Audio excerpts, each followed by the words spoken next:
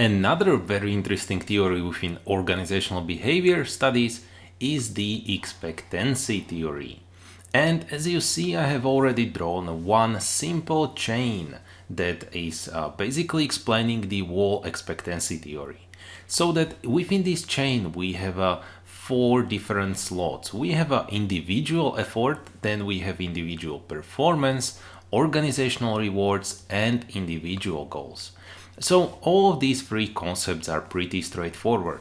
Individual effort is basically, let's imagine, number of hours that one inputs into the job, or how hard one tries to really do the job.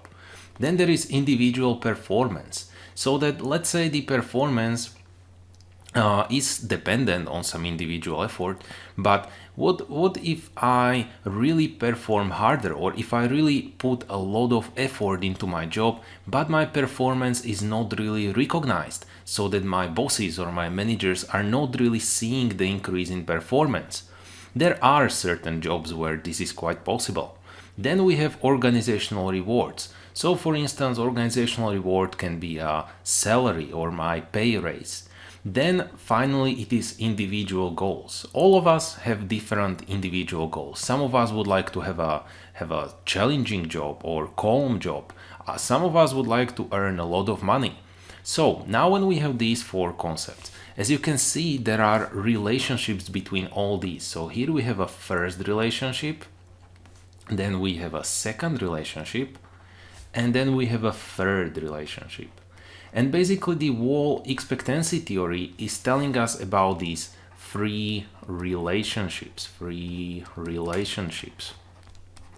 So let's take a look at them. The first one, the A relationship, is between effort and performance. So we have a relationship between effort, and I'm now drawing really ugly, so effort and performance. And here the question is, if I give maximum effort, will it be recognized in my performance appraisal? Well, for instance, let's say if you are a seller, and you really put in the maximum effort, most likely it will be recognized. So that this relationship will be fulfilled, so that the relationship is fulfilled, or let's say it's functioning. However, if you are in a job, let's say you are some sort of a manager,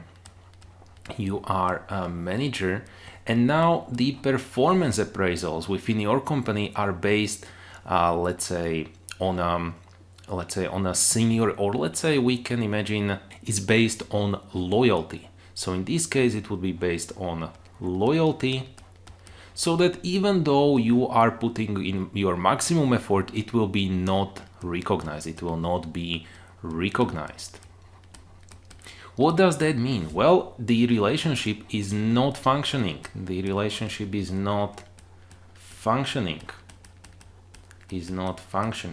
So that the effort does not have a clear connection to the performance appraisals. Let's take a look at the second relationship, B. This is a relationship between the performance and rewards. So performance and rewards. Now the question is, if I get a good performance appraisal, will it lead to organizational rewards? So that we can imagine that again, I'm a seller, and I really got a very fine performance appraisal. And now the question is, will it lead to organizational rewards? Yes, it will. So I will receive some rewards, so that, let's say, a salary raise. So I will be given more on my salary, and then this relationship is very well functioning. So it is again functioning. However, let's imagine our situation of a manager whose company is focusing on a loyalty of employees, and here let's say that it will not lead to the reward because they are basing their salaries on a seniority level. So seniority seniority level. So even though this our manager has really a fine performance appraisal, it will not lead to the organizational rewards, so that there will be no money and our manager will be sad. And then this relationship is not functioning again. Not functioning. I think you can see the differences and the connections. Now that there is this third relationship, a C, here the question is, if I am rewarded, are the rewards attractive to me? So that let's say that both our seller and our manager, our seller has received an increase in salary, so he's bringing home more cash every month, and then there is a manager who as well is now bringing more cash every month. But the question is, what is their interest? What is attractive to them? Let's say for a seller, the reward is really attractive, so that he's really interested in earning more. So attractive. However, for the manager, he was searching for let's say some sort of societal appraisal, so that he would be more cherished by a society. Appraisal. And now this relationship in case of a seller is functioning, and the seller is happy.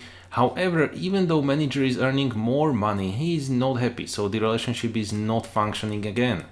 Not functioning. And basically now you can see that this expectancy theory is really putting together all these concepts, so that we should look at the relationship between individual effort and individual performance, so that our employee who puts in more effort should be recognized, so that he will have a better performance appraisal. Now, if this performance appraisal is higher, will it lead to organizational rewards, so that the employee will really receive the rewards? Then, if this employee is being rewarded, is it going to be attractive for him? So that, as in case of our seller, the higher salary was really attractive. As you can see, all of these should work finely, so that expectancy theory is fulfilled.